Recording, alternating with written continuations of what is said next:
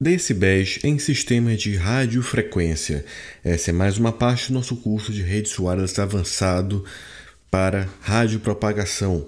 E quando você fala, pessoal, em radiopropagação, é claro que é importante que nós saibamos alguns conceitos para que nós entendamos.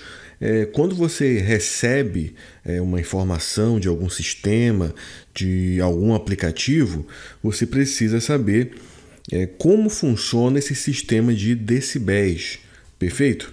Então, quando a gente fala em decibéis, na verdade, é uma unidade logarítmica que indica proporção de uma quantidade física em relação ao nível de referência especificado ou implícito. Normalmente isso é usado para medir energia ou intensidade. Então, por que a gente usa o decibel, que é o dB, para fazer medida de energia ou intensidade? Vamos traduzir o que está escrito aí no nosso material. Isso, na verdade, serve para a gente deixar os números mais palpáveis, mais agradáveis, para você ter uma proporção e conseguir enxergar melhor essa proporção. Em vez de você trabalhar com uma unidade de 0 a 1 bilhão, por exemplo, utilizando um decibel, você consegue utilizar uma faixa de 0 a 100, por exemplo. E com isso você consegue ter uma visualização do sistema um pouco mais precisa, perfeito? E com isso mais agradável para o entendimento humano. Tudo bem? Vou explicar melhor mais à frente. Uma outra coisa que nós temos que saber também é que o decibel é uma relação que é igual a 10 vezes o logaritmo base 10 da razão entre duas quantidades de energia. Bom, eu não vou entrar no critério de logarítmico aqui, mas o importante é que vocês saibam que quando você pensa em logaritmo de base 10, é uma forma de você atenuar os grandes valores que normalmente você utiliza para medição de dados, para medição de energia.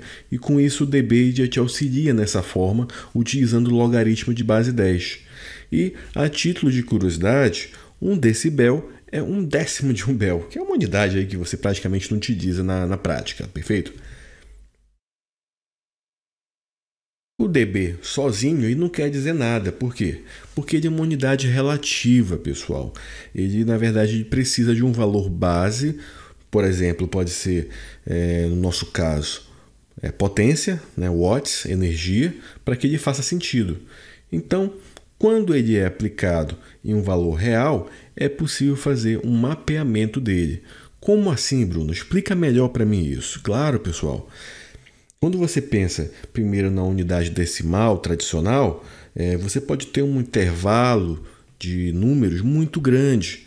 Por exemplo, para você fazer um gráfico aqui da população humana no domínio do tempo, você vai ter aqui uma população lá no início, lá na pré-história, de aproximadamente 20 mil pessoas.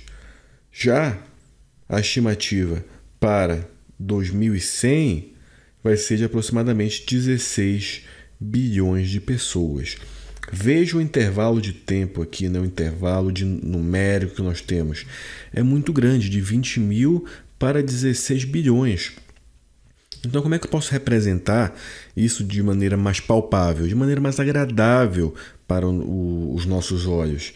É você utilizar uma escala relativa. Então, em dB, por exemplo, aqui dBH, que é o dB para humanos, digamos assim, essa mesma diferença aqui, que é absurda, ela pode ser representada de forma mais suave, de forma mais palpável.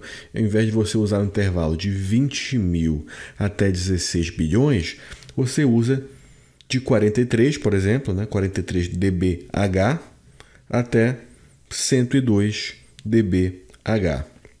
Perfeito? Ou seja, eu transformo um range de números que é imenso em algo mais fácil, algo mais palpável. Perfeito?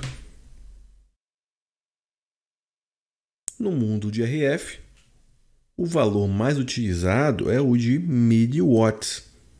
Mas só que quando você pensa em miliwatts, pessoal, qualquer valor ele é importante. Por exemplo, um rádio que transmite a 100 mW, que é um rádio padrão, ele pode chegar na outra ponta com 0,0000001 mW. Por que isso?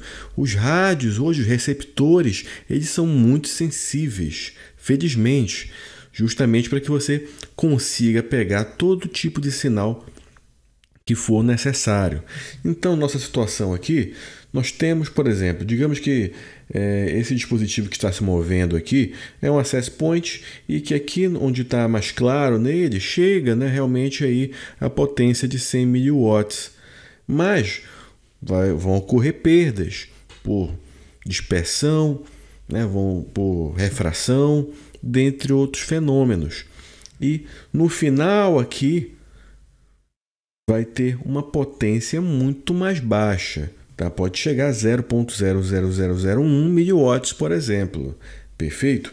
Então, você conseguir medir isso, né, você ter essa sensibilidade humana usando muitos zeros, é meio complicado, né, pessoal? Imagina lá nos seus aplicativos que você usa para medir a potência Wi-Fi na sua casa, se ele for colocar valores dessa forma aqui. É realmente um pouco trabalhoso de trabalhar, né? Ficou até redundante, mas realmente fica difícil de você conseguir ter uma leitura mais agradável. Até mesmo se você pensar que você vai ter que mostrar números deste tamanho, por exemplo, em aplicativos de medição de sinal que funcionam no seu celular, vai ficar difícil, né? Então, é interessante, é racional que nós utilizemos o dB para relativizar esses valores. Perfeito?